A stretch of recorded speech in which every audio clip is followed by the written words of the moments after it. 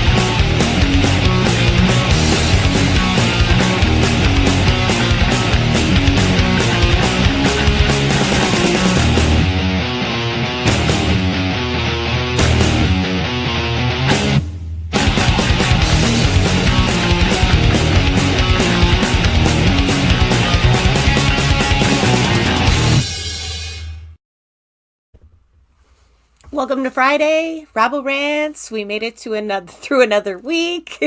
That is harder and harder to do sometimes, but this week we had sunshine and blooming flowers. I hope that is the same for everybody tuning in today because let's face it, some of the headlines we're going to go over today are a bit bleak. But as always, we end the show with updates from the grassroots to prove that there are people fighting back against these oligarchs and the powerful that are trying to make our lives miserable.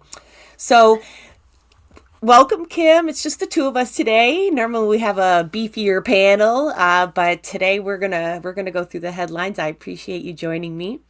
Well, thanks for having me, Jessa. I'm looking forward to it. Yes, you're especially going to help us unpack Ontario's Bill 5, which I hadn't heard of until you're like, yeah, I want to make sure this gets on the agenda because, like, I'm overwhelmed with all of the things to keep up with and, flagging Exactly. things that we need to talk about each week. And I have to stop somewhere. But that'll be third on our agenda today. And I did read up on it. I am equally enraged. So, yeah, glad to unpack that for folks because they're probably in the dark as well. We're going to talk about Poilievre and the Conservatives really kind of doubling down on those Trump talking points. It's not just a joke. That is like the Maple MAGA references. It's starting to take shape in some of the darkest ways that we've seen Trump do, the ones that we flagged as fascism and whatnot. So we'll kind of get into the details there to prove that it isn't just hyperbole.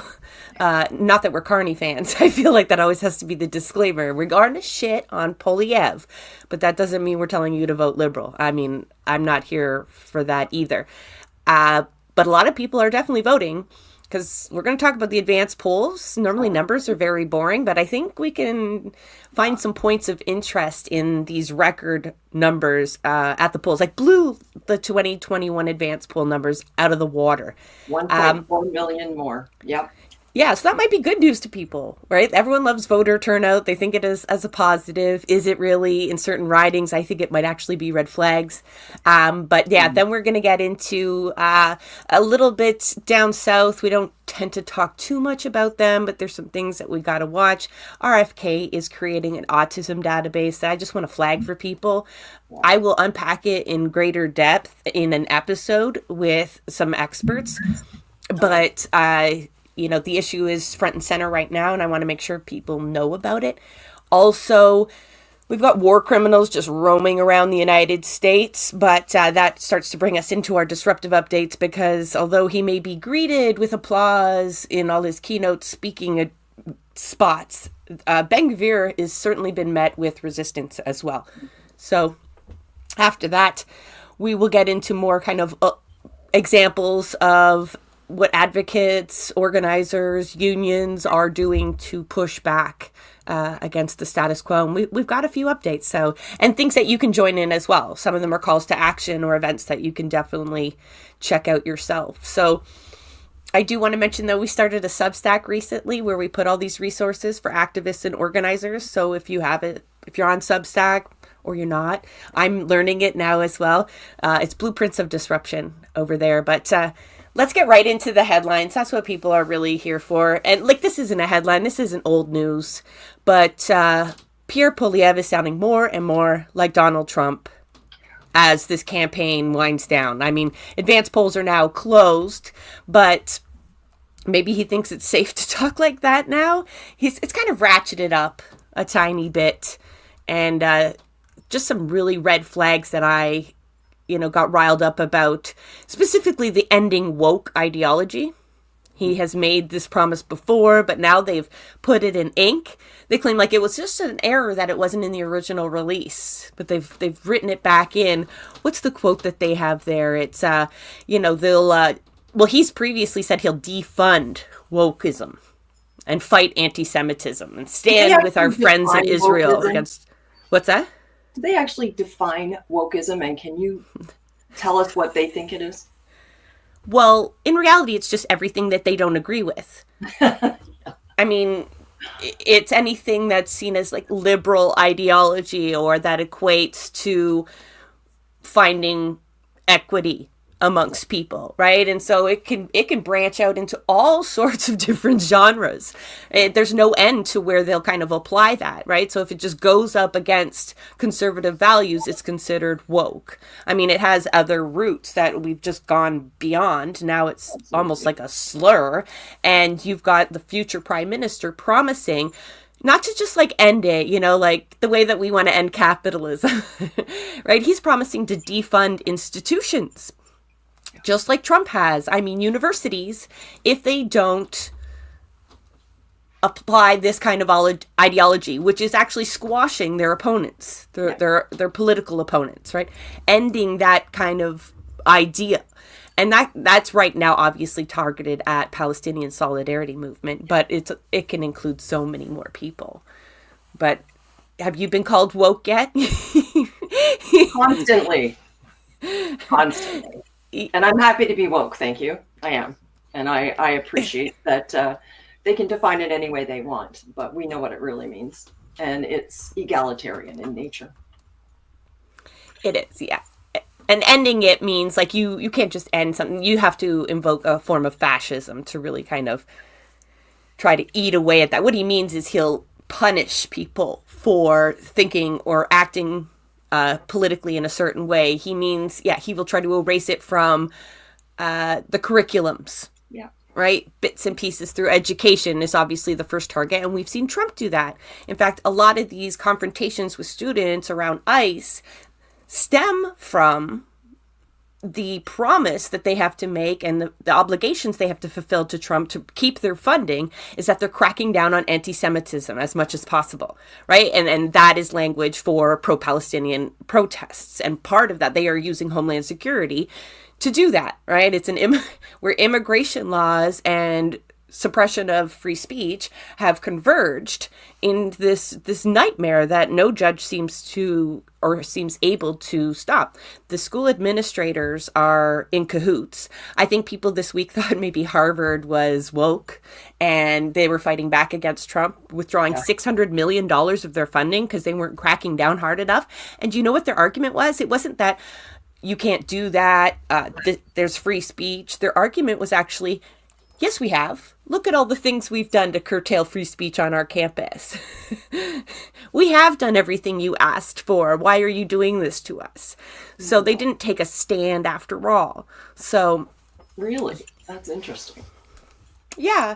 And, you think some of these places are supposed to be the bastions of democracy for the United States, or, at least liberal institutions. And I say that with disdain, but at least it's supposed to uphold some basic democratic values, and we're not even getting that. So Poilievre has, in March 2024, he released a 2025, this year, he'll put an end to the imposition of woke ideology in the federal civil service and the allocation of federal funds for university research. Ridiculous. I don't understand how we're okay, anyone in Canada is okay with limiting other people's freedoms. I mean, isn't that, again, what the US/Canada stand for? Our democracy is about having freedom to practice how we feel fit. And as long as it doesn't negatively impact other people, but apparently that's not the case anymore. Now we're going back to values that we've worked for over 50 years to soften, for lack of a better word. Yep. Another place he wants to take step back is, reconciliation. That word is so loaded these days, but we're talking about Indigenous sovereignty and their rights and UNDRIP.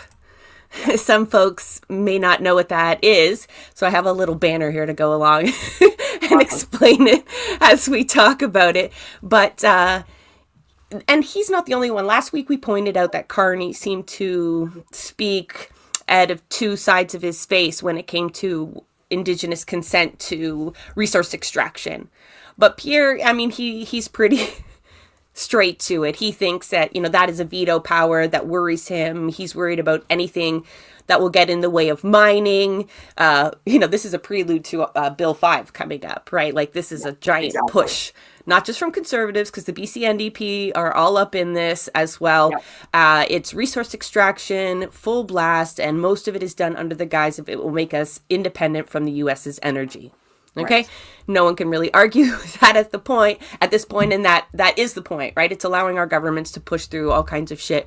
But Pierre is really like gung-ho about, is that a loaded term? Anyway. I don't know. It just didn't. Anyway, he doesn't like the idea of informed and prior consent. I mean, that's already an issue when we talk about consultations with Indigenous people. We see it in public consultations at councils, city councils, and all the time, where it's not really consultation at all. We'll allow you a stage, performative, you can make your speeches, you can give your point, but we're going to do what we need to do anyway. Absolutely. Carney made that kind of, he's like, we'll consult, but with purpose. And we still need to use maximum force to get these done. Yeah. So it's couched in this language where he was like, hey, I always said I would do it. And Pierre has no time for UNDRIP, which, but by UN definition, is the minimum standard for the survival, dignity, well-being, and rights of the world's Indigenous people, the minimum. And Canada, we were supposed to cheer when Canada removed its objector status. Back in like 2016 or 17 or I don't know, might be around there. And that was like, we had objected even to that document up until that point. And then it took us a little bit longer to ratify it. And, some provinces have adopted it, but nobody really follows it to the utmost. So, but Pierre won't even pretend. No. I think that's the difference with liberals and conservatives for the most part too, Kim, right? Like, a lot of them have the same economic policies, foreign policy in general, but the other one kind of pussyfoots around it. I think we have to be a little bit careful though, Jessa, because I know conservatives that are very concerned about the way Poilievre is talking. And I don't think we can really coin them as, progressive conservatives or conservatives anymore. I really think they have gone beyond the middle right, and they're touching on fascism all over the place. And I know there's a lot of debate about defining fascism and it has to involve certain elements, but these policies certainly do ring of fascism. And I think a lot of conservatives would take offense to them themselves. I don't think this is, okay, let me rephrase that. I hope very much that most conservatives do not feel this way about Canada and what's going on here. I love to believe that it's a minority of very loud, very rich, very corporate conservatives that have control, and that most conservatives are not of this mind. What do you think? I think there's a lot of work to be done.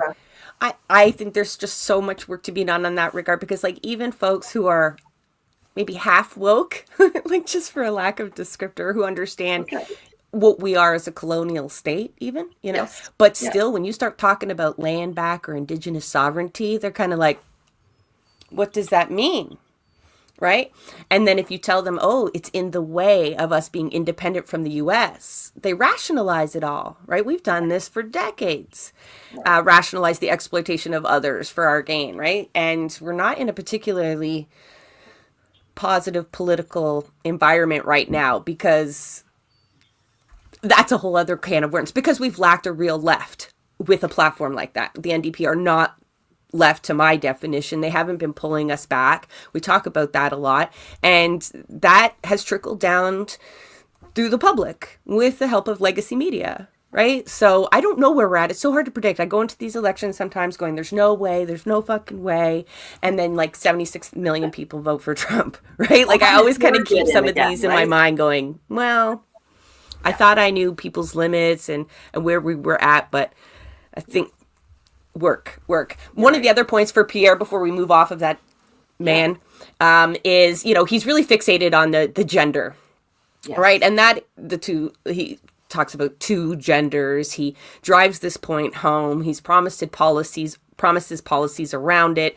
Again, really hearkening back to what we hear from Trump, and it wasn't just rhetoric, right? It led to things like the SAVE Act in the United States, where folks needed 2 pieces of ID that matched their birth certificate, where their gender specifically matched their birth certificate, also last name, so women. That was like, hello.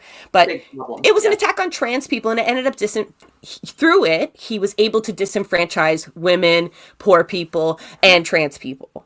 You know, and so the more people that are disenfranchised from the vote, especially anybody who might have woke ideology, like minorities, they're losing the vote. So it's not just washrooms, which that's just like a distraction. No one really cares about safety in washrooms, right? Like that's not what women are worried about in general. I promise you.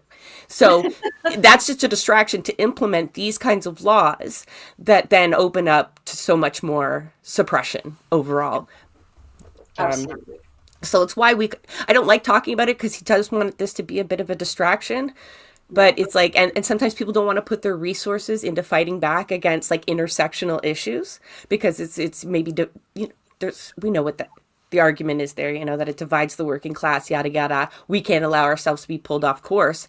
However, if we don't defend that particular issue, there's repercussions beyond it, if you just don't give a shit about trans people, right? That's a problem for me. But let's say you don't, like, it's like first they came for kind of deal, and it's not rhetoric. Exactly. If one marginalized community is not safe, none of us are safe. This is the point that I think many people are missing, because they will use it to their advantage regardless of what that is. So, for example, if they want to expropriate land because they want it for a particular reason, all of a sudden you will find yourself marginalized. It doesn't matter if you're a, third generation white WASP a man, right? They're still going to take your land if they want. So you're just dying to talk about Bill 5. Not yet. Yeah, that's next. Ontario's Bill 5 is. But let's talk about the early voting first, because that just follows along. So let's do that first. And I keep going between advanced polls or advanced polls. I can't remember what it is. I think it's advanced polls. Folks, just a reminder, you can comment and we'll try to work your comments into the discussion, especially since our panel is just the 2 of us this week. So I'd be glad to hear your 2 cents. We can even start arguing in the comments if you want. And yeah, Troy, thank you for reminding people to like the videos so that, we can grow our audience over here. We're just a little production. But the advanced polls, I don't know if I'm just a political nerd or I found them really interesting. Where are my numbers at? 7.3 million? Yeah. Again, I got a little fun banner. I had time this morning. I felt productive today. So we got some writings scrolling along the bottom, some notable ones. Yeah. But is this a good sign or a bad sign? 7.3 million. Yeah.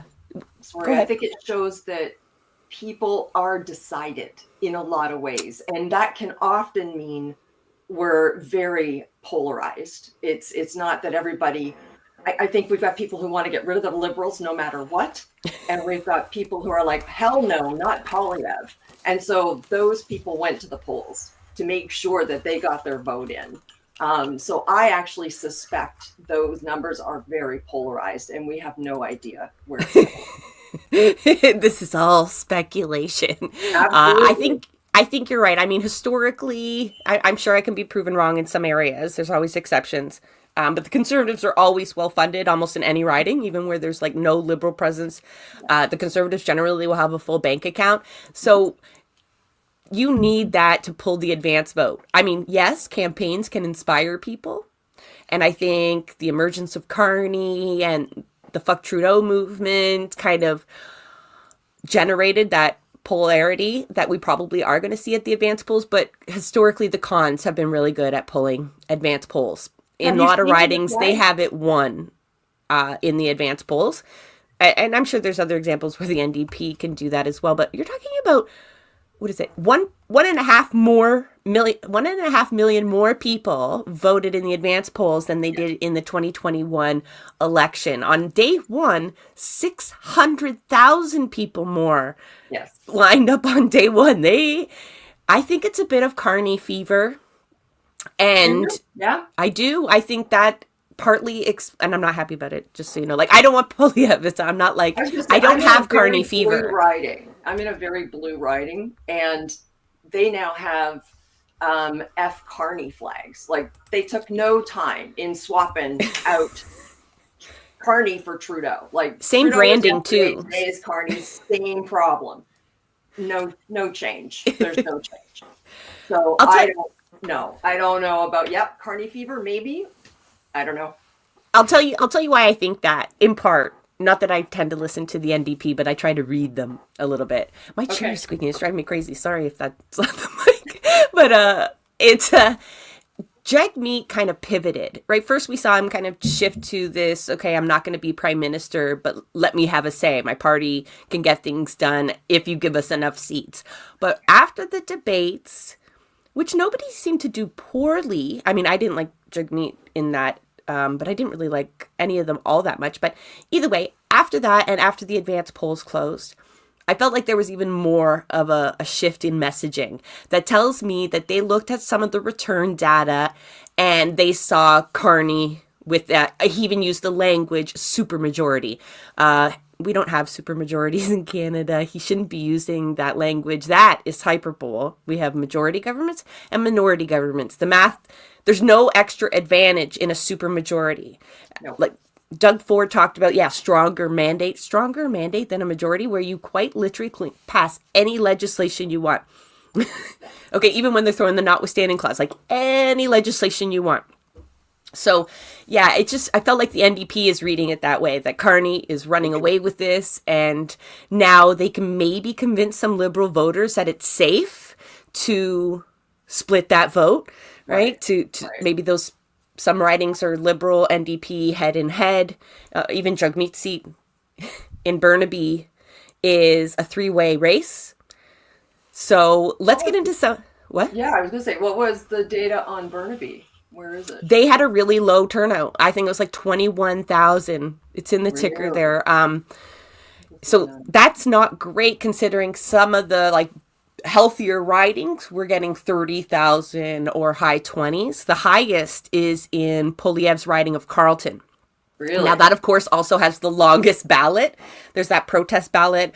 They've all got the same campaign manager listed on Elections Canada. So, it's like the length of 3 or 4 pages. Just ridiculous. But they had 43,000 people turn out in the advanced polls. Wow. Just to give you a comparison, Nikki Ashton, her riding had a turnout of 4,000. And Max, they have 20,000 people turn out in that riding. So to have 43,000 people tells me if either the Liberals really mobilized against Poilievre or Poilievre's people wanted to make sure that they got that done and squared away so they can, do other things running down to E-Day. So, I see some folks, I imagine most of the audience here is probably voting NDP or Green, Communist Party, not voting at all. I mean, if there's Liberals on the on the feed, happy to chime in. I'm sorry if I excluded you, but it's I think we're looking at a safe win for Liberals, but I'm not here to really predict. I think the numbers are actually quite interesting. That in Ottawa Centre, for example, I know I'm not a fan of Joel Harden, but that's another podcast. But I know a lot of people are watching that campaign, and most notably, he has been able to mobilize an incredible amount of grassroots organizers, and they had a great turnout. I think that was about 32,000 voters have turned out in Ottawa Centre. Remember, he's the MPP who left provincial politics to run federally. Right. At a time where the NDP are being decimated, so it was a bit of a risk, but it looks like that's going to pay out for them. And obviously in Nepean, and that's Carney's riding, and in May's riding, also really high turnouts. Yep. So read from that what you may, but I think that means the parties were really desperate to make sure their leaders secured their seat and poured a lot of resources into them. But I don't know what that means for Burnaby. Right. Jagmeet has been all over the country. I don't know how much time he's spent in his own riding doing the campaign. And from what I've seen, there's pretty low turnout in a lot of campaigns that I thought would be bigger for the NDP. Like a lot of Toronto, low turnout. Brampton, really low turnout. Like, Interesting. yeah. Hmm. We'll find out what that means, but it definitely means like there's not healthy campaigns there, Right. right? Because that is the idea, is you pull as many votes as possible Oh, during that absolutely. time period. But so we have a few days left for people to vote. The episode that we dropped this week on Blueprints of Disruption was with Vote Palestine. It's actually with the Palestinian Youth Movement who launched the campaign, Vote Palestine. They're talking about how to mobilize people riding to riding, whether or not you like any of the politicians or not. They give a great example on how you can mobilize around issues, right? Right. Find like-minded people, put them in contact with one another, have them leverage those numbers to influence a candidate or maybe even the outcome, but then have those resources moving forward. Because no matter who wins this election, this Canadian election, like the working class are going to lose, right? So Absolutely. however you're going to connect during this election, don't stress too much. Like, you can't really control the final outcome, but you can control how we react to it afterwards, right? That's when the real work has to get done. But Absolutely. yeah, I'd be interested if anybody else has any theories as to what those high advanced poll numbers mean. Like, were you nervous? I mean, when I ran campaigns in my area, if we had a really high turnout of advanced polls, that was a bad sign because we didn't really have the capacity to pull a lot of votes. So we knew it likely wasn't our team.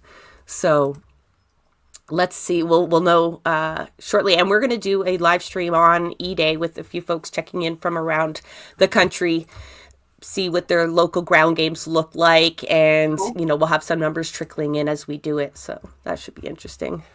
Excellent. But I get to drink my drink now because Kim is going to talk about Ontario's incoming Bill 5. And when I say incoming, I don't mean to be again, Doug Ford gets to pass whatever he will pass. It's how we react to it. But this is a huge red flag for folks because this will be replicated by other provincial governments for sure.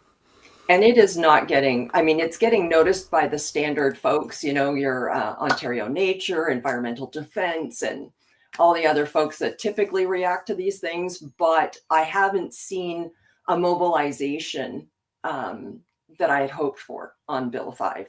And I really think that's to do with the fact that we're in the middle of an election and we're in the middle of this tariff war. And people are much more inclined to worry about getting food on the table and being able to afford their rent and mortgage versus, what's happening in our environment. And the irony is they've called this bill Protect Ontario by Unleashing Our Economy Act 2025. And what that's really saying is we don't care about the environment or any of that stuff. We want to make sure that Ontario is open for business. And yeah, it's not good. It actually, if you follow Environmental Defense, Phil Pothen is one of the most outspoken against Ford and his attacks on the environment that you'll find. And Phil's statement, if I can read a little bit of that for folks, we can put the links in the chat if you want, but these are exactly the values Premier Ford claimed he would protect when seeking re-election. Ontarians deserve better than broken promises and policies that threaten our environment, communities, and future.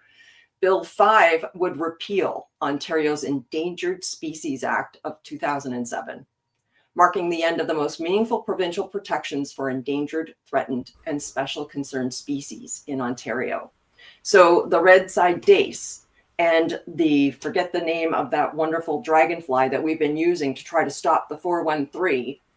Again, Ford doesn't like what's happening. He rewrites the rules. And because of his majority, he can. So we don't have to pay attention to the Endangered Species Act if there isn't an Endangered Species Act. That is one of Bill 5's. It's, again, yet another omnibus piece of legislation, meaning it doesn't talk about just one piece of legislation. It touches a whole bunch of different acts that are already initiated. This is so typical of Ford's politics, It omnibus really bills. Like, you talk to MPPs, and Kim, I know you didn't see the campaign against it, but I'm so tired of. It's really hard though for folks to spend that energy knowing Ford can put it through no matter what.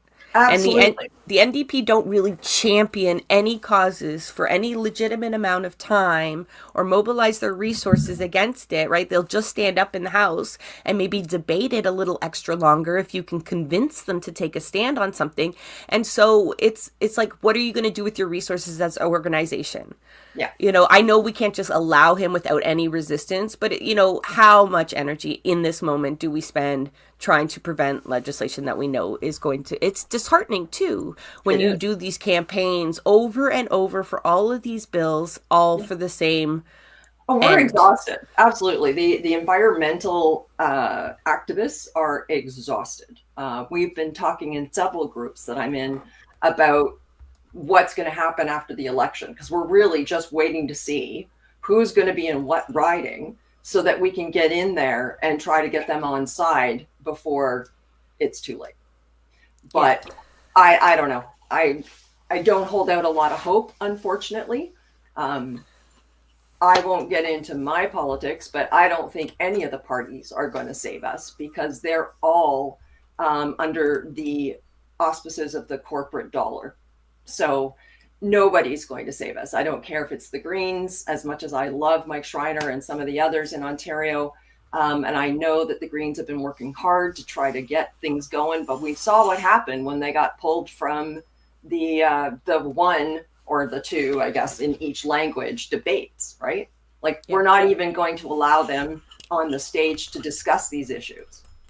So it reminded me of the lunch and learn that we had not that long ago for Think Global, Act Local, where we were talking to somebody from Alberta on the fight against a lot of the orphan wells, or just the wells that haven't been cleaned up. That was part of the discussion. But one of the key points that I took away from it that I didn't know was that these laws, the Endangered Species Acts, are like a failsafe for a lot of advocates. They're really the keystone of a lot of campaigns because they are such strong pieces of environmental legislation, right? And so quite often they'll be able to check all of the boxes except pass the criteria for the Endangered Species Act, right? So this is what, other than finding ways to ensure Indigenous sovereignty, right, so that we don't have to do this all piecemeal. That was one of the last tools that people were able to use against governments who could pass any legislation that they wanted. There's federal species protection acts as well, but again, this becomes a trend in politics. Folks need to just also remember, even our healthcare is just an act. Right? It's not solidified. It's not part of our Constitution or our charter. It's inferred in our charter, but everything can be undone in there. And the Health Act could be repealed. I mean, you talk about it being political suicide, or you think something like this would have been political suicide. Absolutely. Removing the Endangered Species Act. I mean, these were some of the basics from the Green movement all back then. And can we imagine if back in 2007, how many years were spent trying to get this act, which did great things for a lot of years, but only to find ourselves right back where we started? If we had started mobilizing land defenders and other kinds of movements to physically protect this land, and rather than begging for proper legislation, where would we be 20 years from now? It's kind of like the acid rain, right? Coming up with market ideas all the time, or, going to the powerful, begging for one little tiny policy at a time. It's just worn us down. We've built networks out of it, but in general, it's, I think it's opening people's eyes. They do stuff like this and it's just like, well, what's the point? Hopefully more people get to that point. Well, I'm hoping you get radicalized, right? It's time to say reform isn't working, folks. And you can see this clearly when you can revoke an Endangered Species Act without repercussion just because you have a majority government. So this is exactly when we need people to step up and get a little more radical and start pushing for our democratic rights, which includes interrupting traffic and corporate work that is barreling over the environmental success of these programs. So the other thing this is going to do is, apparently, according to, I've read the act, but I'm going off of Environmental Defense's statement because Phil is so articulate when it comes to these things. The repeal of the Endangered Species Act will also curtail Indigenous involvement in by ending archaeological assessment requirements that could identify Indigenous or other cultural values. And they're going to create, this is the other thing, love these, it's like the municipal zoning orders, the MZOs. Now they're going to create a special economic zone where hand-picked developers can ignore municipal and provincial laws. So in other words, they're going to be able to hand-picked developers. Oh, good. Ford's friends. Yeah, right? More Ford friends. Great. Absolutely. Ford favors. That's it. Ford favors. And they are exempting the Therm Group development at Ontario Place from the requirements of the Environmental Bill of Rights. How does a province do that? I don't even know how a province can. Is that like the notwithstanding clause right there? I think it is. No? Well, they likely would have to use it, but all the premiers are willing to use it at this point. And what this is the energy sector has gone to politicians and started a real concerted effort right across the coast to undermine Indigenous rights, because that is what is in the way of a lot of their resource extraction projects.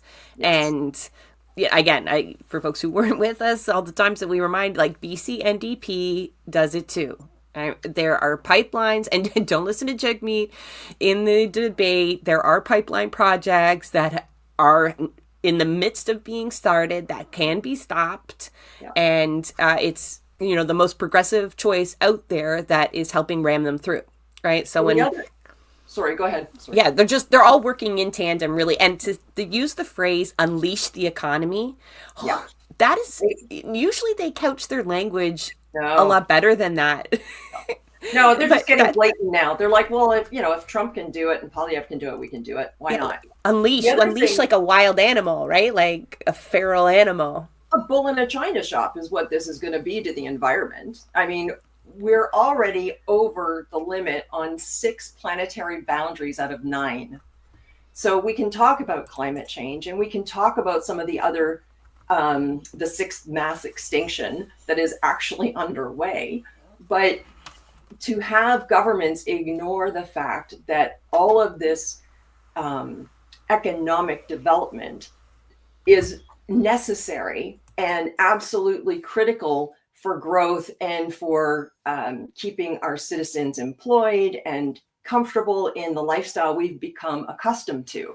But the reality is we are eating through the actual chain of I've lost my train of thought now, but essentially we're destroying our very essence of what keeps us alive, the planet.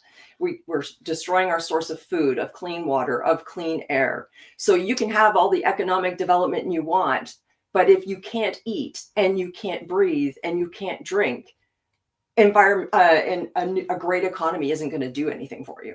So I don't understand how this dissonance is able to evade people. Like, how can you not see that this is not how it works? I don't know. I get really frustrated, obviously.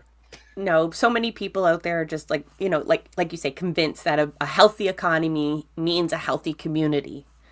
And well, not this economy. No. And the other thing that the environmental defense points out is that this bill would enable the government to ban all parts of energy projects that come from abroad, i.e. China. And China makes the majority of solar panels, over 80%, and wind turbines, apparently it's about 60%, and control systems in the world. So if enacted, this will likely end solar power installation in Ontario and deprive access to the cleanest source of new electricity available. And people are like, well, isn't hydro clean? Do people understand what happens when you dam water and prevent it from coursing in its natural way? Like, that isn't harmless. It is harmful. And so there's a lot of things that we need to start dealing with and communicating to people. And one is that this lifestyle that they're trying to sell us and to maintain isn't maintainable. It just isn't. And we're just ignoring that. We're pretending that it's just fine and we're going to be able to continue.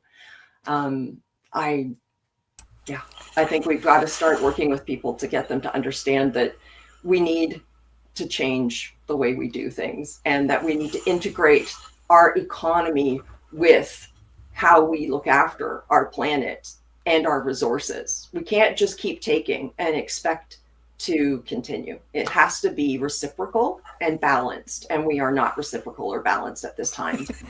No, because we're ruled by the bourgeoisie, right? So the only thing we get to do, best case scenario, a comrade reminded me that Lenin was right. We get to elect the middle managers. I highlighted a comment there. It's totally off topic.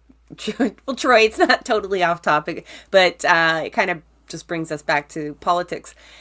Troy asked a valid question there about why the NDP doesn't have a website. You know, it seems like kind of a mundane comment for me to highlight, but fun fact, okay? Fun fact. I'm not a member anymore. They kicked me out. I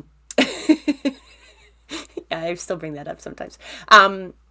They begged them to have a website, offered to build it for them. And the reason why you can't really interact with their website, meaning like find your local, interact with people near you, is because they've spent years and years and years building an authoritarian system that is so centralized that it is actually scared of people being able to connect with their locals directly. They always want to be that filter. They always want to decide who actually gets pushed in the right direction, what ridings they'll even connect to people. And that has been a strategy of the NDP for a really long time. And you might think that's crazy because they rely on volunteers and grassroots to get elected.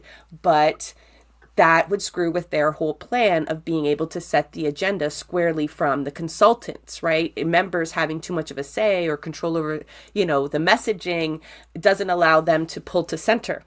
No. And so they changed a lot of the mechanisms in the party to do this. And one of the main gripes with candidates is like, you'll run for them, you'll be vulnerable, you will open yourself up to all of this, spend a lot of resources, beg your friends and family to run for office, and they won't even point volunteers in your direction adequately. And so this is the blowback. Every year, every election, they kind of get worse and worse because it was a failing model that was started by Leighton. Everyone like, oh, I wish we had Jack back. Jack won that race because the Liberals collapsed, and he did a good campaign, and he was personable, and he was a great speaker, and that is key, right? Obama tricked us all, right? It's key to be a good speaker. The Greeks warned against good orators for a reason. But meanwhile, Jack behind the scenes was making the moves to make sure that the party would move to center using hired consultants and appealing to conservative and liberal voters rather than the unrepresented masses.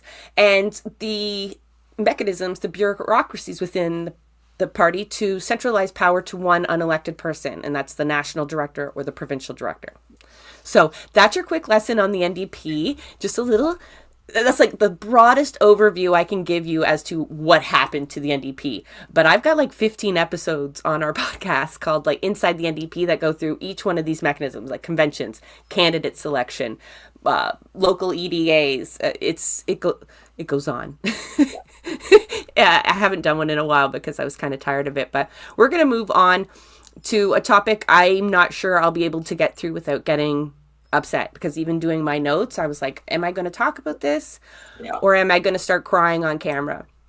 And obviously, folks who know me will know why this is particularly upsetting for me.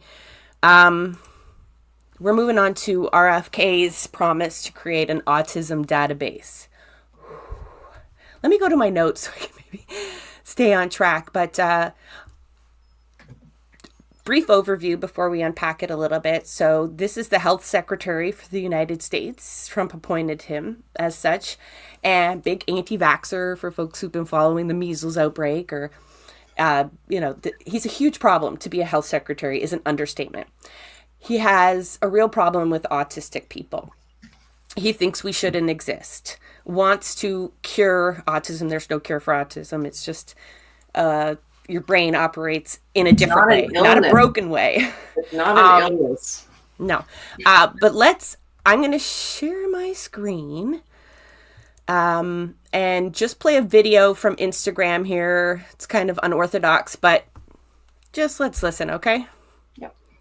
in Holocaust and Genocide Studies.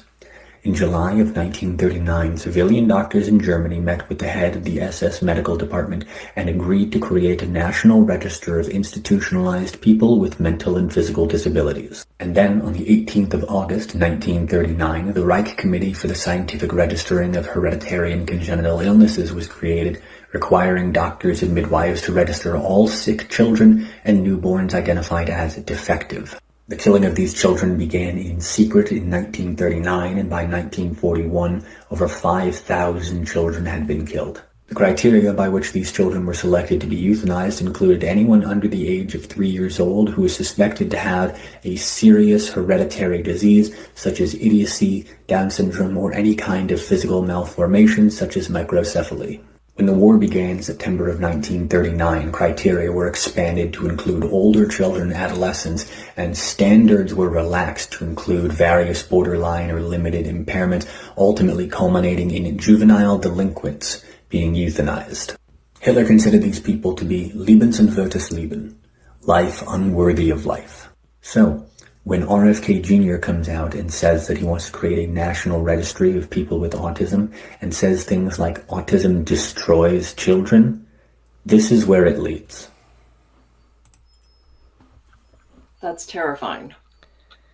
Yeah, so you understand why this is a huge red flag for folks, obviously autistic people and parents of autistic littles, to hear that it destroys children. Like, the rhetoric that he spouts is nothing we haven't heard. I mean, coming from the U.S. Health Secretary, it takes another hit, right? It's that much harder to deal with. But the suggestion, look, he's not just creating a database where the health agency is going to procure private medical records, right? It's not a public healthcare system over there. No. Could you at least fucking have privacy if you have to pay for your healthcare? And they do have huge privacy laws, but not when the government's concerned. So they're going to create a database of autistic people, including registering like their lab results and tracking them. This isn't speculation. These are promises from someone who has clear disdain for autistic people. And to think that I or my kids could be tracked like that is fucking horrifying. Yeah. I cannot tell you how fucking horrifying that is. I don't know how much I can unpack of it, to be honest. I'm going to try to do that, unpack that a little bit more with some experts, some autistic advocates. You know, I'm autistic, I'm an advocate, but I'm not the best advocate for autistics. So I will try to unpack that, but I definitely wanted to raise it as a red flag. It's something that I would appreciate folks flag, not just for fear, but again, for, you know, just warning against some of these trends we're seeing down south when we can point to so many of examples of our own politicians following these bad following the same thing. And when my son was diagnosed, one of the processes that is suggested to you is that you register with the Ontario government. It's how you get a lot of these services eligible for, you know, there's a backlog, but it's one of the only ways that you can get some of these services if you want them. And I even then was like, what do you mean register him with the database? Like, flag him as autistic in the system? Like, to me, that was just like, didn't sit. And now to hear it trying to be implemented this way with the purpose of tracking and, you know, finding out what's wrong with us. Every autistic person is sitting there going, we'd love to know what's wrong with you folks. Okay. Yeah. That hurts, right? That stings. I get called a terrorist supporter. I get called the worst names on the internet all day long, right? You would be horrified at my DMs. At a lot of people on the internet, it's the same. But that one hits extra special for some reason. So, yeah, just a heads up, it's not just you, it's your children. That's why. It is, yeah. It's It is. vulnerable people, and it's young, vulnerable people, and it's abhorrent. Moving on. No smooth transition here, folks. I'm sorry, but just the other day, some advocates flagged to me. Do I have the headline there a little bit? They flagged to me that the Region of Waterloo was about to vote on a bylaw that would clear an encampment in Kitchener. It's a area in Toronto, or in Ontario. This is why the rest of the country hates us, right? It's all Toronto. So for folks that aren't in the area, 100 Victoria Street is a critical space for a lot of community members there that have nowhere else to go. It's unbelievable that they would clear it with no adequate alternatives. It's actually been ruled against at the Supreme Court, right? Waterloo, specifically, the region was told, you don't have enough shelter beds. You can't kick people out of their tents. It's the only shelter that they have. And, the council just doesn't give a shit. They are claiming that the alternatives that they have are adequate. Spoiler alert, they're not.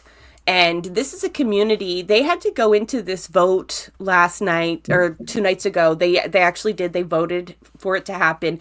And this is despite hours of amazing delegations. So like you talked about not having a campaign around Bill 5, and we might get into the bubble law consultations if we have time, but quite often you will see grassroots organizations mobilize their members, help them write delegate speeches, train them in how to be a delegate, ask members of the community to fill the gallery and support and sign up.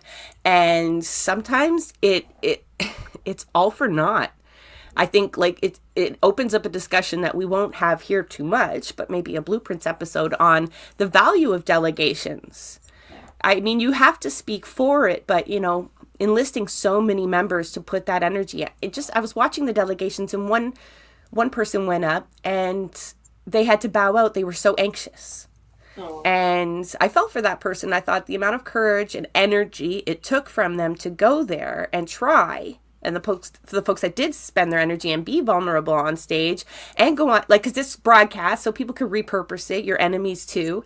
And the council had already decided. Yeah. They had already decided that even somehow, they won't admit to it, but security guards were already essentially enforcing the rule that no new people come to the encampment. That was part of the bylaw. It was already being enforced. So I wanted to do this as well. Joe's not here today, as you folks can see. Joe needed some rest today. And so I am trying my best to share screen. I realized I had Poilievre's headlines up there forever as we had moved on. So, call me on that if that happens again. But this community that's around, organizing around encampments and unhoused community members is just like reeling from a loss in the last few days of one of their comrades, Colin. And they go through Colin's story on their Instagram feed, and they talk about how the decisions that this same regional council made really led to Colin's death, who was an unhoused member of their community. This is not the first time the Region of Waterloo has made really poor choices, and it's led to the deaths of our community members. And you have to remember that these encampment clearings that municipalities are doing, that the province is helping them do, are happening at the same time that safe consumption sites have been closed. This is a form of eugenics, because when you talk about, getting rid of the safe consumption sites, getting rid of the encampments, and the question obviously that maybe comes to your mind is, well, where are they supposed to go?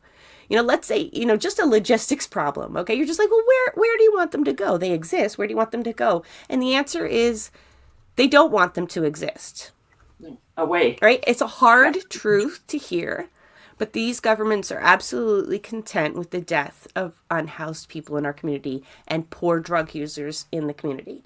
This is okay for them. So, and there's nothing that would convince me otherwise. Like, you're talking about a bylaw that actually has sets the encampment to be cleared, has to be cleared in the winter, That's the deadline. So we're going to get to a point in December or January where the community is going to have to take a stand or not, or have the resources to house these people before that. So, that was a blow for that community. But again, all of these kind of losses that we incur help us reassess our strategies and our tactics. And at some cases, it's just working to radicalize us when we realize all of these avenues that are supposed to be here, like city council, regional council, ballot box, delegations, online submissions. It's just a performance. It's just a performance. So, shout out to the folks in Kitchener who are probably really tired right now, because right now what they're doing is a 24/7 watch on the encampment, right? They're going to make sure that they don't clear anybody out before they're supposed to clear anybody out, and not try to make these people's lives miserable so that they leave, right? They say they leave on their own accord, but the reality is they just pester them and make it miserable and promise shoddy accommodations for a short period of time, and then they say that they've cleared it out. Yeah. But I don't have I had one of the delegations. I shared it on my TikTok, so if anybody wants to find, I think it's at lefty_JMC. I don't have the capacity to use the chat today, but one of the delegates just reminded people, you don't want encampments. Encampments are a sign that we failed as a society. However, we're in an economic climate where it's a reality, right? Carney can promise to build 3 million houses. Poilievre can promise whatever he wants. The reality is neither of them probably will. And even if they do, we're talking about years and years away and an uncertain economy.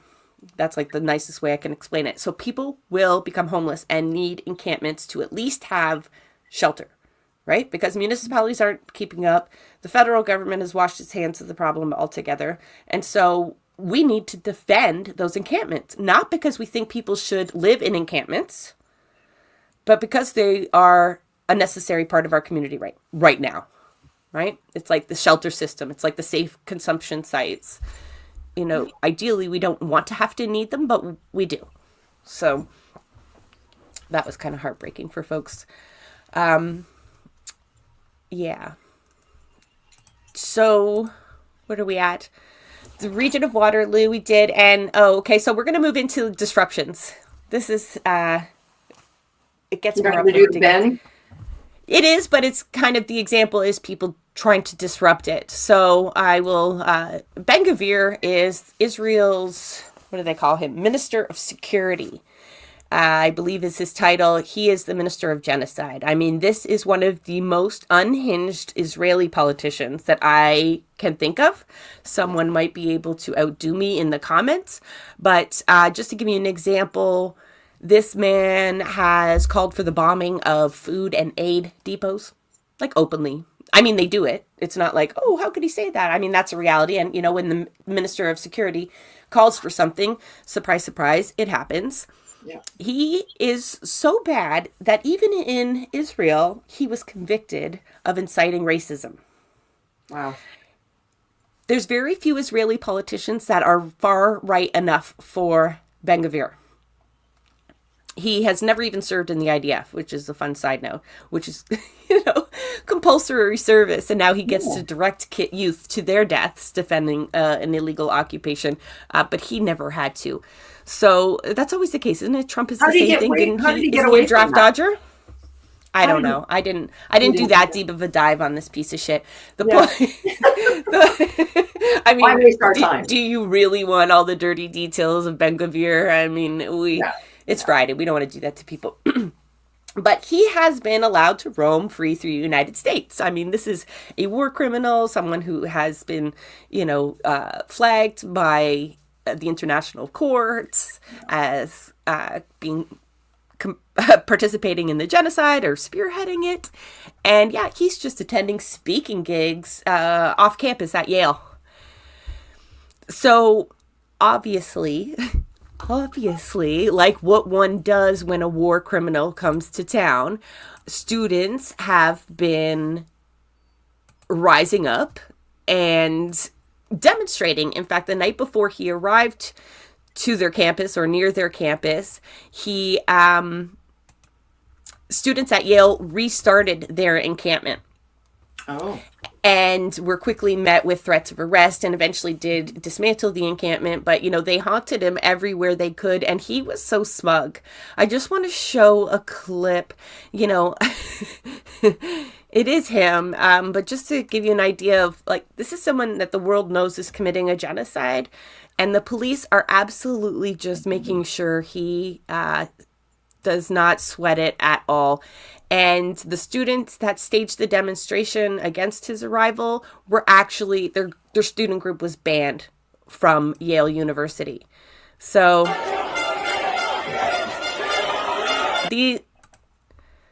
that's what was greeting him. And as he comes out, he throws the victory sign or the peace sign, whatever you want, obviously enraging the crowd. So this is the state of international law at the moment. It doesn't exist. At least the US doesn't recognize the ICC's jurisdiction anyway. So, right? That is true. I think Carney has committed to arresting some of these war criminals should they try to come to the United States. This isn't unusual for the United States either, to host despots and dictators and whoever aligns with their ideological ends. But astonishing to again see how blatant complicit the universities are. Yeah. In criminalizing their own students, the level of police brutality that students also faced outside there was unreal. I'm not going to share all of those videos. You can find them. But meanwhile, the actual criminal is just walking around. And, that I'm not going to unpack it fully, but that makes me think of the bubble zones that are being promised by Toronto that are already in Brampton and Vaughan. I just wrote a piece on our Substack on the bubble zones, and they're imminent because Carney has also promised them. Pierre, for sure. I don't even know. He'll have something even nastier than a bubble zone, I imagine. But Carney has even made it a priority of his to make zones around vulnerable institutions, right? So you could... When you go and visit a Jewish cultural center, the way Ben Gvir was, the idea was that public resources will be used to enforce a safety zone around there where you cannot protest.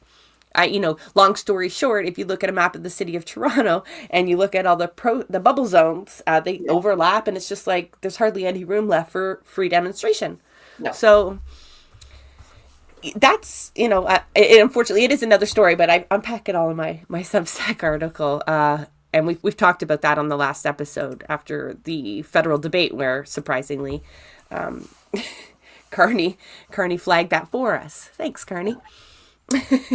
But, so students across the United States are actually ramping up their efforts as a whole. There's other encampments that have been restarted and strong resistance that now incorporates free speech.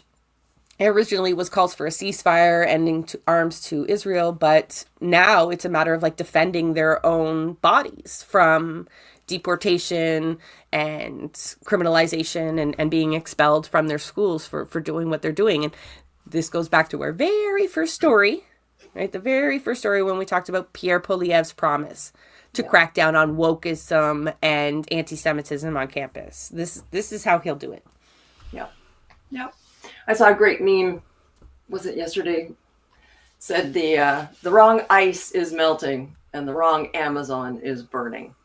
And I thought, I'm a nonviolent person, but can't disagree with that. No, that's very clever. I think watching the people rise up against ICE, though, is pretty heartening. It is. Communities have, formed physical circles. There is one faculty, I forget what faculty it was that, said, if you're not going to protect the kids on campus, we will hold only online courses or move some of the classes into buildings that are physically being protected against Homeland Security. Right. So the lengths to which people are going through to protect their community members from this is something to draw from. Let's go to the Maple. I try to use as many Canadian outlets as possible to talk about our news. They are starved for fun, so if you want to support any one of them, please do. This is a great outlet, The Maple, or Read the Maple is how you find it, readthemaple.com. But this is good news.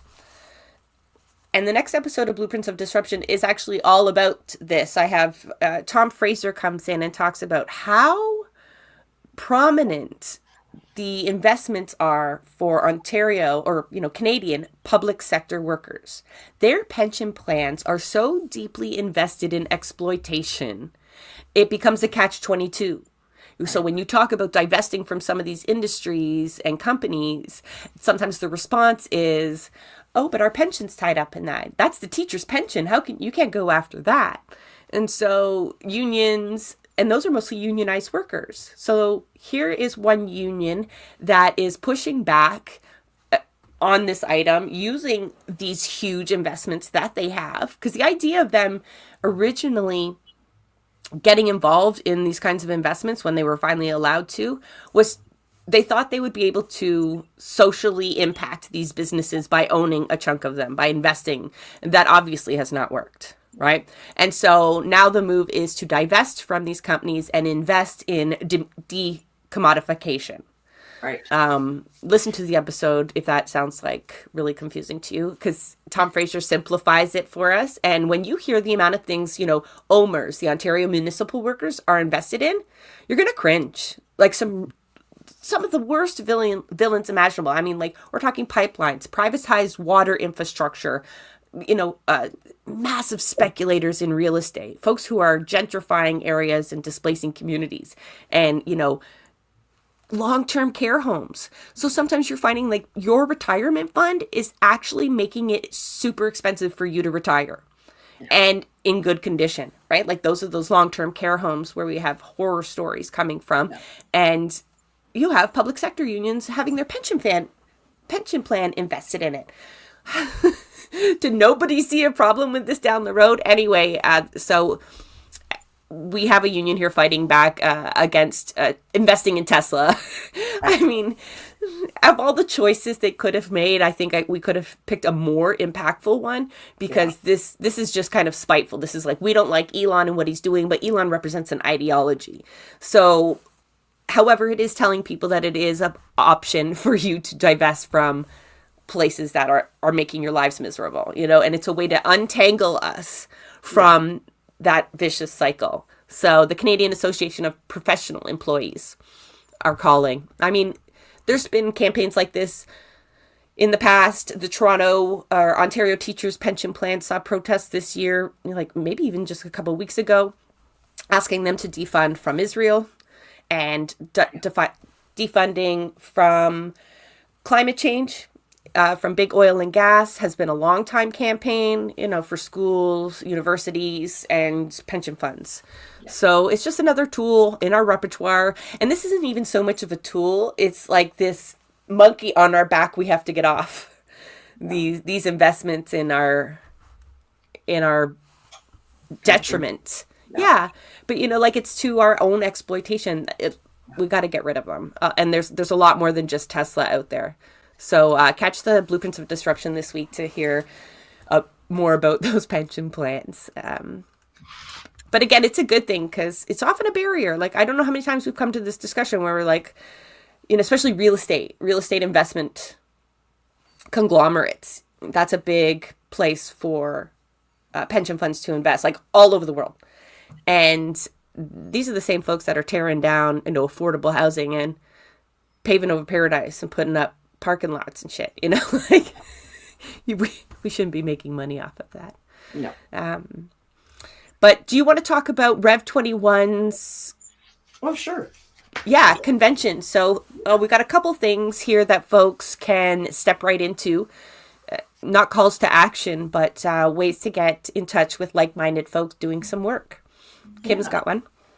So revolution in the 21st century, what the concept behind this is how do we connect people, motivate people, inspire them, and educate them to move into a non-violent revolutionary frame of mind, as opposed to this reform that we keep repeating and repeating and repeating and getting nowhere.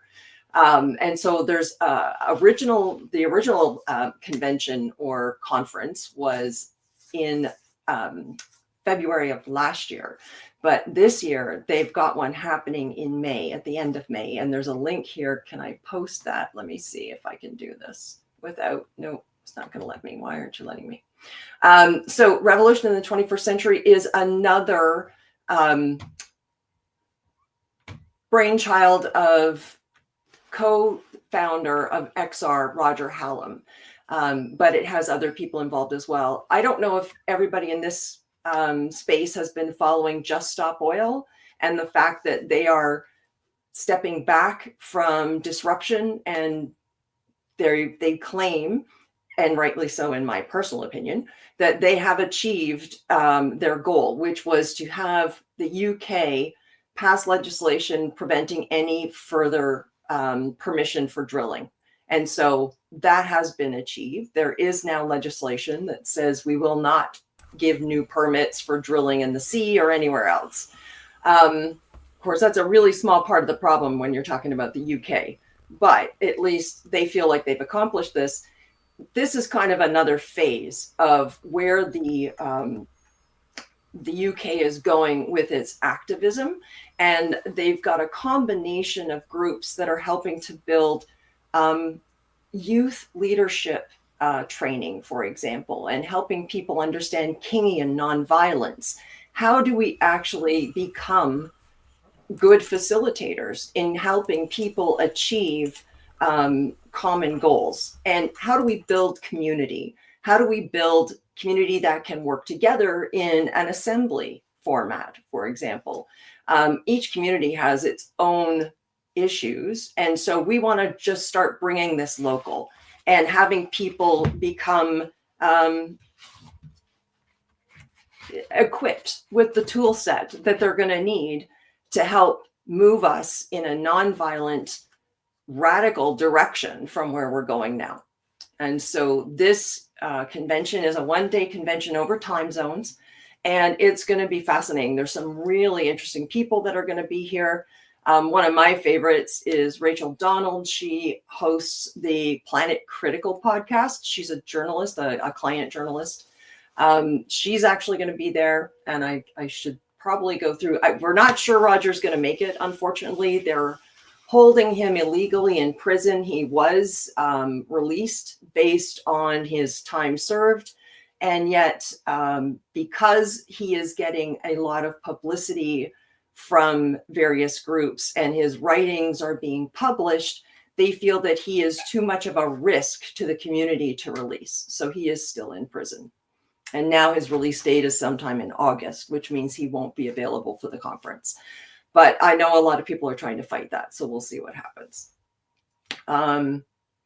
So, Jessa, if I join the chat and put the link in there, can people access it, or how do we do this? Yes, I believe so. Okay. Put it in on the comments tab. Got it. Not our private chat. No, not our private chat. Comment. Let's see if this will work for me. No, I don't want to do all that. No, it's making life really difficult. Never mind. Okay. So yeah, check it out. Go to the website. It's pretty straightforward. The URL is just rev21.earth/convention, and see if any of the speakers speak to you. And that the fact that it's international, and the first conference was fascinating. We had activists from all over South America, the European Union, New Zealand, Australia, Africa. Like, there are tons of groups fighting for egalitarian and climate and all the things that are important to, I believe, the people in this space. So I think you'll find it fascinating, and I hope you'll join the convention.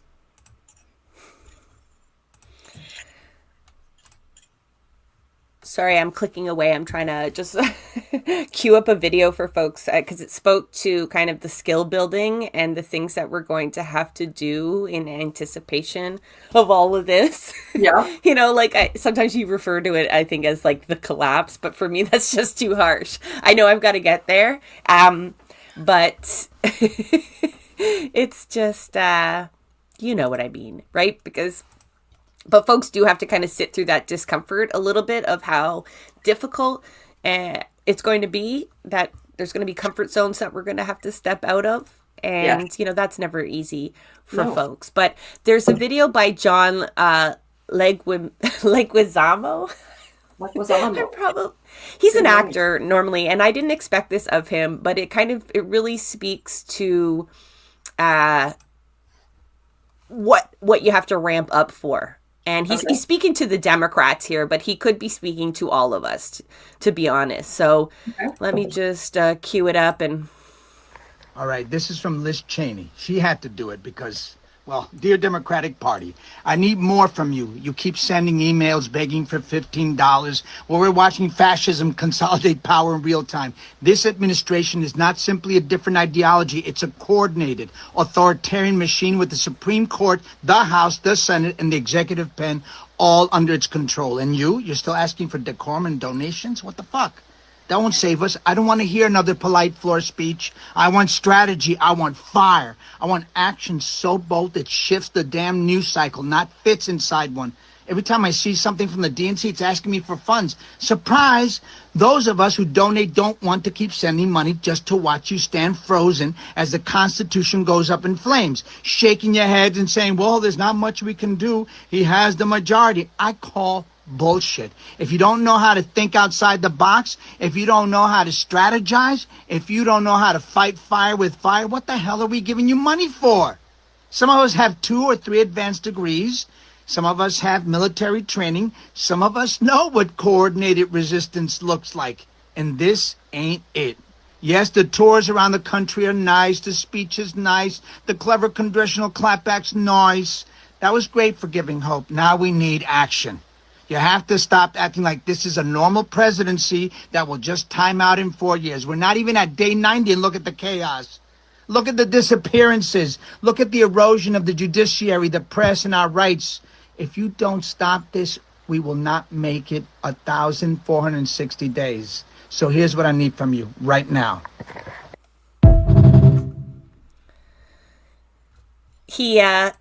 He goes on and describes, like, I won't play the whole thing because describe, make capacity for public hearings, because you're not going to get what you need out of the judicial system. Start creating panels of experts, start collecting all of the information of our enemies, be prepared to, try them down the road and take names. We will, he goes on and on to say the minimum amount of things you build, and he says take all, and NDP supporters, hear me out, right? He talks about taking all of these resources that people are funneling into the DNC, all these donations, time, and build legal networks of community support. There are going to be more arrests of our comrades. Yes. Make sure you're building up mutual aid networks so that we're not too hungry to fight back, and we've got childcare and all of the things that we need. Stop pouring money into or looking for answers in political parties and the leaders there. It's a real refocusing on now creating what you need. Yes, of course, the government should be providing this. Yes, of course, the Supreme Court should be stopping this, but they are not. Yeah. And so stop pleading with them. Take matters into your own hands. Hold trials, even if they are mock trials, right? Get the information out there. Bring all of this into the sunlight. It's one of the quotes that he uses. And that's what our politicians should be doing with the amount of resources that they're having. I know we're in an election, so that's a bit unique. But, yeah. I mean, the last election was quite some time ago, and we've all felt this coming, right? We've all felt this, the rhetoric shift and go into hyperdrive. Capitalism is in its death throes, and we should expect this, right? This is what liberals will bring when capitalism starts to be threatened, and it's fascism. So I just we were more prepared when we had gotten to this point. That's one of my That's what I lament at a lot, but that's not helpful to worry Yeah, about what why we need to talk about now is exactly what we do. Let's put plans together. Let's work together. Let's organize. I mean, I just love the image on your intro where the big fish is chasing the little fish and the little fish come back all organized, ready to take them on. We can do this. We can do this. We're bigger than they are. Yeah. I've got an example of where folks can start. And tenant organizing, I talk about this a lot of tenant organizing. Tenant organizing, find fellow tenants in your building, on your block. There are larger groups out there that will help you find a tenant union in your area. It doesn't even have to be in your building. You can help other people form one. Then they'll eventually get to your building. That's the idea. But there's more of this happening than you can imagine. And they're getting more connected with one another. Awesome. So there was a great convention in Montreal recently that had a lot of the same folks. If you're in the Toronto area, there is another People's Assembly for Housing Justice this weekend. So it starts this evening at 6:30 with kind of a more social aspect, but there is a talk there. And then all day Saturday. They'll also be feeding people. And this is largely done by the York Southwestern. They had tags of all the people that were involved here. This is 230 Fight Back's page. So they're a tenant group in Toronto that is fighting back against landlords. York Southwestern Tenant Union is playing a big part in this as well. I thought the poster had more who to thank for this. Oh, this one does. Because folks can get in touch with these locals, separately. It's really small, though. The social justice groups in Toronto are taking part, so it's not just even housing advocates. So there's the QR code. I don't know if that's clear enough for folks to scan if they'd like to go there. I'll leave it up there for a second. But yeah, so this is one way we can create those networks that I was talking about, especially mutual aid and supports with our fellow tenants, right? They're all in the same battles against landlords. They're all about one paycheck away from getting evicted or living on legislated poverty. And nobody can go at landlords by themselves. One of the language that we're using around is they're like a cartel. Yeah. And so we have to behave in the same way, right? Not even one tenant union is enough, right? They need to be connected to one another. And that's exactly what this is doing. So that's promise, right? That's something to be excited about. It is. That's example. And then, of course, the last disruptive update I have for today is that today is another day of action to end the genocide, to end the occupation of Palestine. There are events everywhere. I don't have all of the amount of local groups that have popped up for solidarity with Palestine. Yeah. There's definitely going to be one in your area. So if you're in Toronto, most of them are this evening, 6 p.m., 5 p.m. in your usual spots. Yonge and Dundas Square is where Toronto will be at. A lot of folks are also gathering outside of the U.S. or U.S. consulate or the Israeli embassies near them. Get in touch with your local Pally group if you haven't already. Because that's important. Folks are even creating new ones now through the election and thanks to the votepalestine.ca website. I'll have another piece talking about the strategies they use there and unpacking them a bit. Kim and I will also at some point have a discussion on, how do you mobilize all of that energy that is created around certain sometimes events, maybe campaigns or horrible events, and how do you turn that into real kind of revolutionary action? I really love what they're doing, Vote Palestine. It's an amazing piece of work. Definitely should be mimicked. Yeah, and I see some people, I see the criticisms of them, and I had them myself. I do press them on how do you include liberals on your page. I can't talk about federal liberals, especially without getting enraged. And they have 15, last time I spoke to them, liberals on the page who had endorsed the Palestine platform. But, right. She'll tell you, I posted a video on Instagram too, where Yara is very straight shooter saying they do not think that this election will determine the liberation of Palestine. No. But it's drip by drip by drip by drip.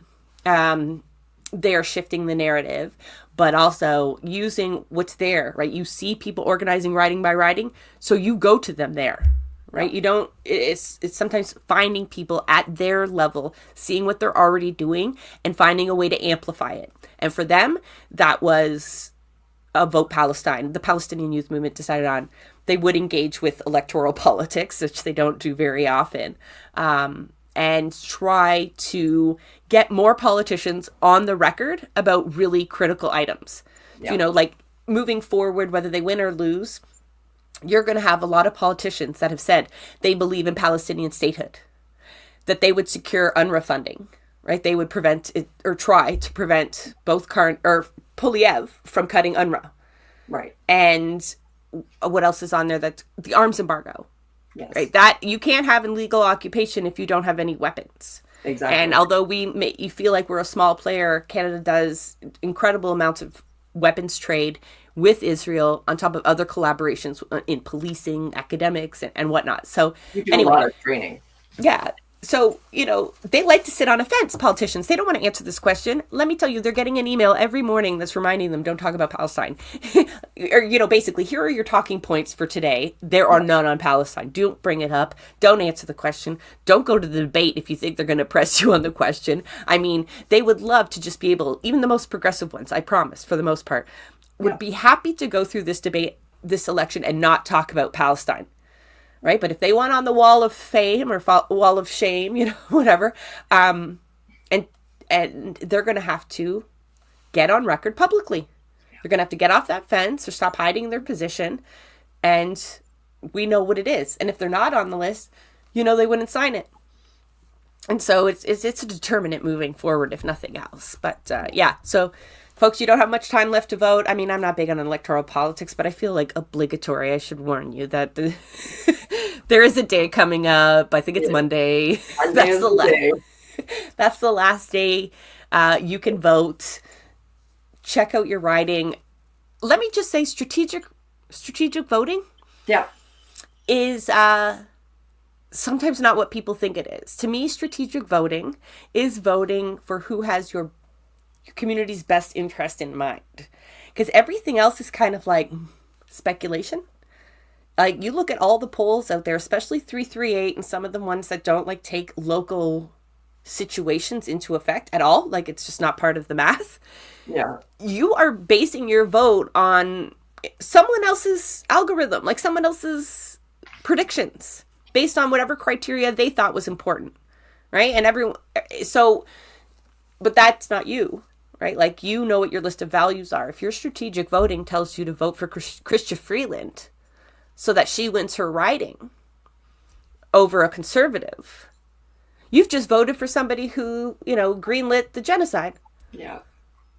But it's really hard right now. We don't have a system that works in the way that we want it to work. So it is working the way it was designed. Right? We know that the electoral system is working the way it was designed. It's just the design is not going to achieve the results that we want, which is actually our voices to be heard and our opinions to be taken into consideration. So for strategic voting, we are recommending people go riding by riding. And if your values tell you that you need to defeat Poilievre and his party because of what they stand for, and the best chance to do that is a liberal, yeah, that feels really gross. But if you vote for the Greens or you vote for the NDP, you could actually take a few votes away from the liberals who might need them to beat that Poilievre. So it's really ugly out there, folks. It's not pretty. Nobody wants to have to go to this election and vote when you're feeling the way we do about the electoral system and the people that are running and the parties that are running. But we can't get rid of this system tomorrow. So we really have to make some really tough choices. And one of those choices is don't vote. But I don't know that that's any more beneficial than voting strategically at this point. I honestly don't know how I'm going to deal with this. I have not voted yet. And in the Ontario election, I did actually work for the Liberal Party because, to me, the worst thing that could happen to Ontario did. Ford got reelected. And I was willing to pimp myself out to get that, out of there. And it didn't work. And it didn't work, right? So I don't know what to do. I really don't. It's tough. Everyone feels like they're in this tough spot, but I think, just looking forward to, no matter who's in there, feet to the fire. Yes. Right? So if your outcome is that Carney wins, like that is best possible outcome for you, best possible outcome, I get it, then I get it.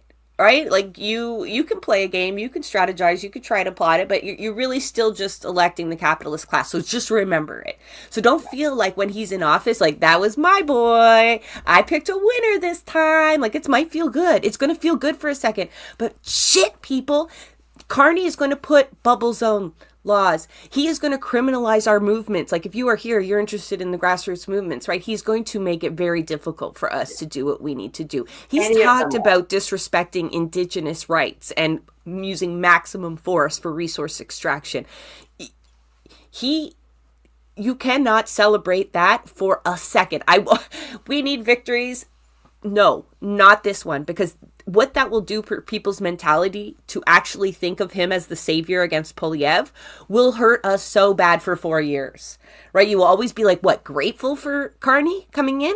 We've had actually on here enough times, Queen of the Herd 613, if you're on TikTok or Instagram, she has given us so much of the scoop on Carney, his closeness to bankers. He's been explicit in his plans for austerity, which is stripping social safety net, right?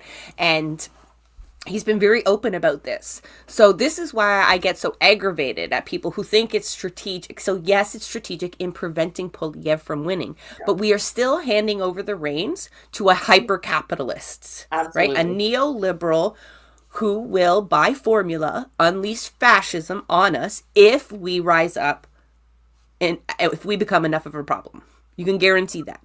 There's going to be very little that separates them if we do our jobs correctly. So just be prepared to go up against him. Just like you had to be prepared to go up against Olivia Chow, even though you got her that seat as mayor, right? Right away, same resources being spent. Yeah, we're at the same spot. I'm going to just, that was the last update that we had. I didn't get to really talk about the bubble zones, but I have before. This is me, sharing my Substack again. I've had help launching this. I cannot take credit for all of this, but this, I'm going to share the link there for folks to make it easier. All the content's free. It always is on all of our platforms. You can be a paid subscriber, but you definitely don't have to. Sharing our content is far more meaningful to me, to be honest, because I do work hard to write these pieces. I have volunteers, we're all volunteers, edit them and post them up. So, getting as many eyes on them as possible, especially things like this where it's a warning for folks. Yeah. So check out our Substack. It also has links to our playlists. Like we have 180 episodes. And so this has allowed us to now put our playlists in one spot. So you could see like so many episodes on Palestinian liberation and how to get there. And how people are doing the work. Tenant power is really loaded up with different tenant organizations and the theories behind creating a tenant class. Fuck the Police is a fun playlist if you really want to get riled up. And obviously Bubble Zones has been added to that. This is one of people's favorites, even though it annoys me. And that's the Inside the NDP series that really helps you understand what the fuck happened to the Workers' Party or, the left in Canada. This explains it so that you can free yourselves of, being puzzled and hoping that if you could just get a new leader and if we could just maybe win a few more ridings the problem is so much bigger than that. And so anyway, another tab on the Substack that I can't get to, my screen's so small. There it is resources. So it's small now, but I'm building on it. And if people have suggestions, it's going to be a place where there'll be tools for activists and organizers that help them do their jobs a little better. So, I'm just bragging about it. I would like to get some traffic over there so folks can boost that. It would make the work pay off a little bit. Not literally, just on the inside. big shout out to Jeremy Appel for restacking my article. I'm a big fan of Jeremy Appel, and I sent him like a message. I'm like, is this too bold? I'm new to this platform, but can you share my article? Because I've got a very small audience, and I worked hard on it. So, and he did. So we all boost each other over independent left media. But I have imposter syndrome. I feel like I'm not part of the club. I've got a much smaller audience than all those part folks. Of the club, Jessa. But they don't treat me that way. It's not, you know what I mean? So yeah, I'm having fun writing again. I haven't been able to do that in a long time. So thank you to you know who you are for helping me build the Substack. Really building it for me, I'll be honest. So yeah, that was exciting. So I want to thank the folks who tuned in today. And if you could share this channel, it would help generate more conversation and audience for the next Friday. We do it every Friday. We even did it on Easter Friday. We're not religious. Well, I'm not speaking for every guest, but there are no May Day. If this ever fell on May Day, I wouldn't make anybody come on, but because you should be out at a rally somewhere. But yeah, so thank you so much for joining us. Again, we drop a podcast episode every Tuesday. You can find that here on YouTube or on any podcast listening app that you have. I mean, we're on all of them. There's so many, I can't even list them all. And yeah, thanks, Kim, for joining me for another week. I like starting my Fridays this way. You? Absolutely. Always. All right. We can talk about how to make things different. I'm in. Yeah. No, so we will go live on election night. We'll be live, I think, at 8 p.m. Eastern. Joe will be there. We'll have some guests on from various provinces. We'll try to wrangle more as we go along. And yeah, the next time you tune into Rabble Rants Live, we will have a new Canadian federal government and probably a lot to talk about. Hopefully not too much, because that usually means things were shit. I kind of like a quiet week where I'm like, okay, what can I talk about? There's nothing like pressing, but it's been a while since we've had a week like that. So yeah. I think it's going to be a while yet, Jess. Sorry. Yeah. No. Yeah. So thank you, everybody. Again, my last ditch effort. Please share this channel as soon as you log off. Just share it with one comrade. They'd be like a shit disturber, someone who wants to hear about all the trouble being caused and get riled up about it. You know the type, right? You know somebody that fits that description. So I very much appreciate all of you, and have a good Friday. Thanks, Jessa. Thank you. Keep disrupting. Everybody.